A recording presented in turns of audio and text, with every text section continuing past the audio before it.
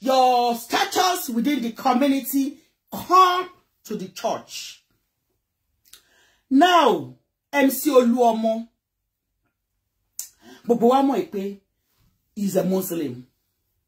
He now went to Mrs. Esther Ajayi's church and donated some things. Gbogbo tí ó donate pátápátá bóyá ló ṣe wọ 8 million.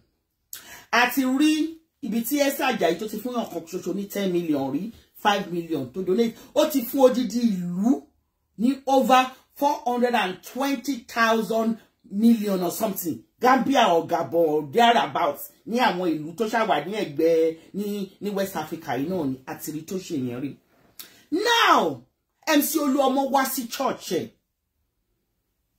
Ó kó àwọn èèyàn tí ẹ̀ dání. Wọ́n wá ń jó David dance. Wọ́n wá ń jó. Wọ́n wá ń jó.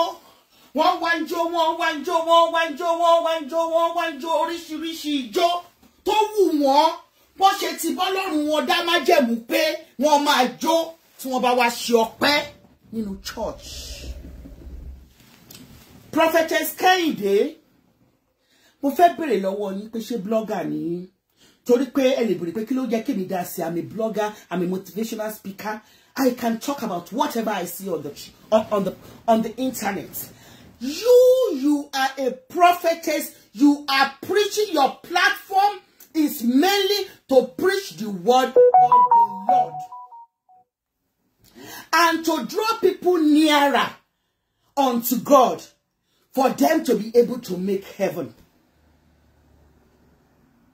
I don't know any of you, but I want to say it as I see it objectively. Mc Oluomo wá sí church, ó wá dúpẹ́, ó kó àwọn ọ̀rẹ́ ẹ̀ dání, ó kó sáré àdáni, ó gbógbá dání, ó mú gboko ṣáì. Wọ́n pọ̀, wọ́n tó bí 20 tán wá, wọ́n jó, wọ́n ṣe nínú church. Ohun tó bá wúyàn lèèyàn lè jó. Àti rẹ́ni tó jó nínú church tó bẹ̀rẹ̀ mọ́lẹ̀ báyìí.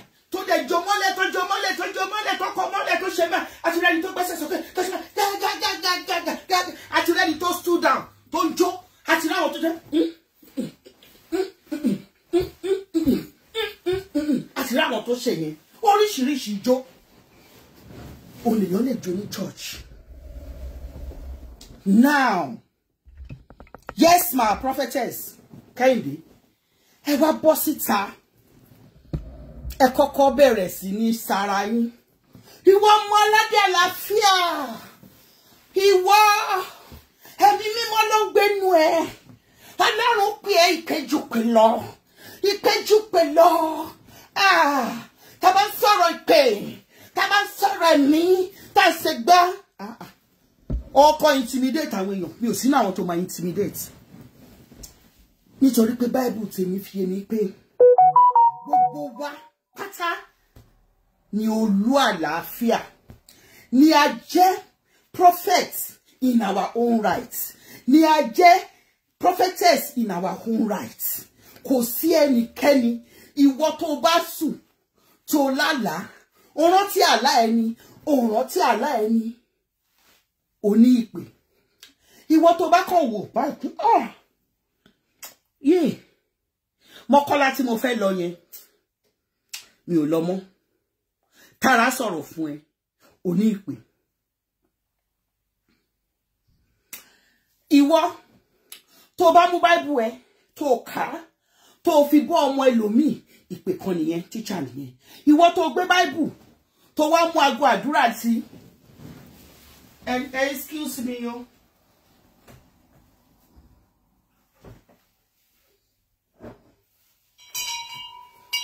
Ìwọ tó wá mú Bible. Ó wá mú Bible nìyẹn. Ó gbé Bible sápá kan. Ó wá máa gbàdúrà sí. Ìjọba ọ̀run kù sí dẹ̀dẹ̀. Ẹ ṣọ́ra. Ẹ jí. Ẹ gba Jésù sáyé yín. Ìpè kan nìyẹn. There are different types of ìpè. Now, ó kọ́ sọ yẹn lọ ná. Káwọn èèyàn má bàa dá sọ̀rọ̀ ẹ. Jókòó bí ọmọ bá I cite you. Olórí Tọ́ládé Cole, I cite you. Royal Priest Abiodun Elijah, I cite you. My darling Bimbo Olu, I cite you. Gbogbo yín ni mo cite. God bless you.